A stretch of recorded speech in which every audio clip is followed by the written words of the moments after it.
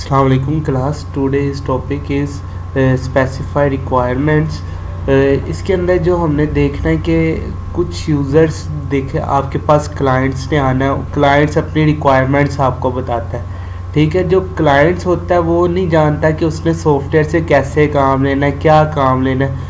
उसके जहन में बहुत सारी हल मौजूद होंगे, बहुत सारी बातें जहन में होंगी, जिसकी वजह से आपका जो सलूशन या जो आप गलत सॉफ्टवेयर भी बना सकते हैं। तो वो कहता है कि most of the user can not explain that exact software requirements. ठीक है, जो यूज़र्स होता है, जो इस्तेमाल करने वाला जो आपके सॉफ्टवेयर को इस्तेमाल करेगा, वो अपने एग्जैक्ट जो है वो रिक्वायरमेंट्स नहीं बता सकता कि उसको क्या चाहिए।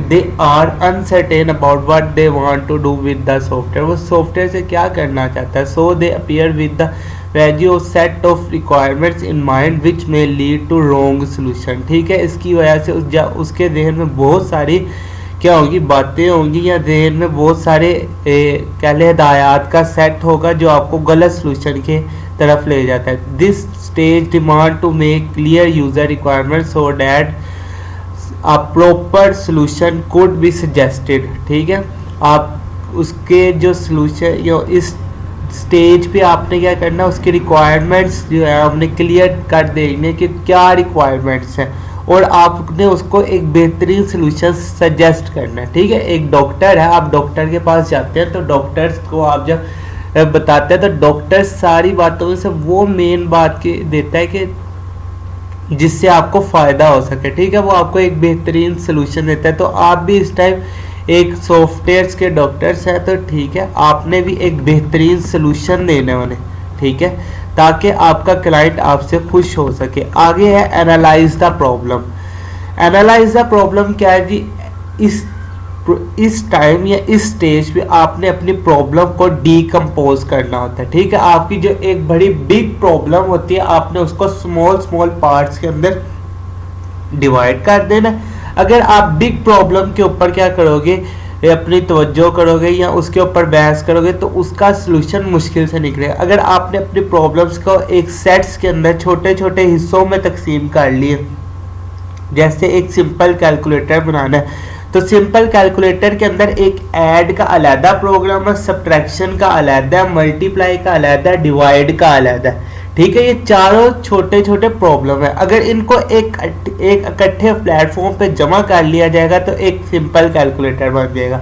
ठीक है, तो वो कहता है at this problem is decompose into सब प्रॉब्लम्स। ठीक है, आपने अपने इस स्टेज के ऊपर क्या करना है, अपने प्रॉब्लम्स को सब प्रॉब्लम्स में डिवाइड कर लेना है। Rather on concatenating the bigger problem as a whole, we try to solve each sub separately। ठीक है, इससे अच्छा है अगर आप बिग प्रॉब्लम पे अपना टाइम ज़ाया ना करो, आप छोटे छोटे जो प्रॉब्लम्स आपने डिवाइड किए हैं उनके ऊपर टाइम दोगे, तो आपका एक अच्छा सलूशन आपके पास और जल्दी सलूशन आपके पास निकल आएगा।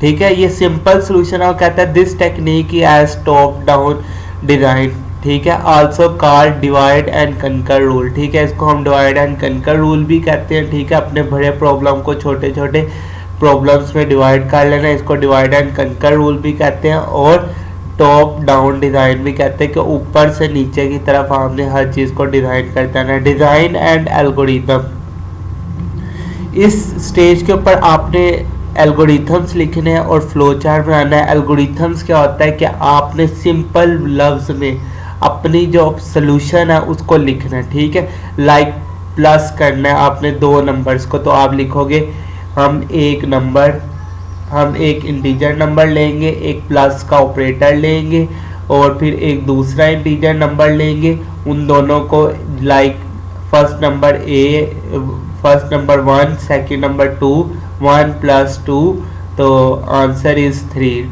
सिंपल डैट एल्गोरिथम लिखना है जिसके अंदर आपकी इनपुट का भी पता लग रहा हो, आउटपुट का भी पता लग रहा हो, और प्रोसेसिंग का भी पता लग रहा हो। देखिए, इसके अंदर जो मैंने आपको अभी एल्गोरिथम एक लिख के बताया, तो उसके अंदर आपको पता लग रहा होगा कि कैसे हमने इनपुट लिया, सबसे पहले एक नंबर, फिर हमने एक ऑपरेटर लिया, फिर हमने दोबारा एक इनपुट लिया, फिर उसके बाद मैंने आपको प्रोसेसिंग करके बताई है 1 + 2 3 होता है, फिर प्रोसेसिंग के बाद जो 3 है वो आउटपुट आ गया। तो इस तरह आपने एक एल्गोरिथम लिखना है। ये एक फिनाइट सेट होता है।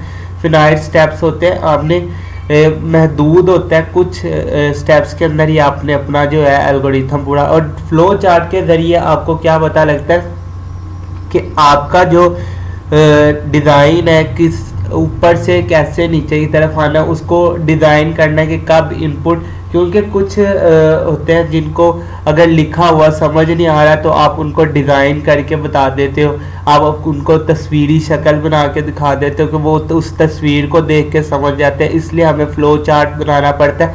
फ़्लो चार्ट का एक ये भी फ़ायदा होता है कि फ़्लो का पता लग जाता है कि हमने किस सिमत में चलना है, कौन सा स्टेप पहले फॉलो करना है और कौन सा स्टेप बाद में फॉलो करना है।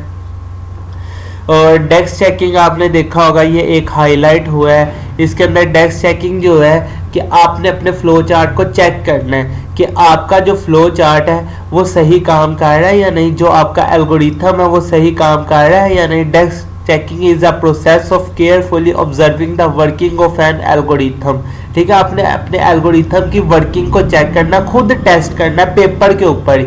ठीक है, जैसे हम पेपर पे अपना मैथ का क्वेश्चन करके उसको बाद में चेक करते हैं कि ऊपर से कोई स्टेप रह तो नहीं गया, उसके अंदर कोई गलती तो नहीं आ गई, आपने वो सारी गलतियां क्या करनी है, दूर करनी है। और फिर आपने अपना flow chart, draw flow chart मैंने आपने अगर एल्गोरिथम लिख लिया उसके बाद नेक्स्ट स्टेप होता है फ्लो चार्ट का। फ्लो चार्ट के अंदर आप बस ये बताते हो कि आपका फ्लो कैसा है, टॉप से डाउन है, लेफ्ट से राइट है, ये आपने सारी बातें बतानी होती है। राइट अ प्रोग्राम के अंदर क्या होता है कि अब आपने जब सारी एल्गोरिथम लिख लिया तो आपने अब कंप्यूटर को बताना है। तो कंप्यूटर को बताने के लिए कोई हाई लेवल लैंग्वेज का इस्तेमाल करना पड़ेगा या लो लेवल लैंग्वेज का इस्तेमाल।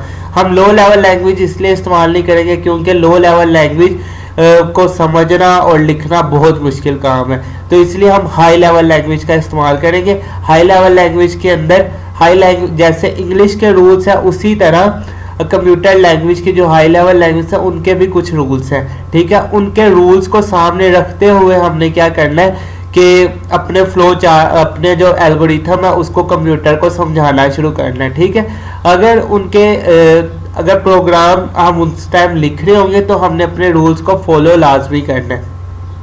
और जो रूल्स होते हैं उनको कंप्यूटर लैंग्वेज के रूल्स को सिंटैक्स कहते हैं। आगे test and debug the program है। टेस्ट एंड डीबग के अंदर क्या होता है कि आपने जब प्रोग्राम लिख लिया है, जैसे आपकी इंग्लिश के अंदर गलती आती है, आप कोई रूल्स को फॉलो नहीं करते तो आपकी गलती आ जाती है। ठीक है, तो इसी तरह जब आप प्रोग्रामिंग लैंग्वेज के रूल्स की खिलाफवर्जी करते हो तो उस टाइम भी कोई ना कोई गलती आ जाती है। ठीक है, तो वो 3 किस्म के आपके पास एरर आते हैं, syntax error, run time error and logical error.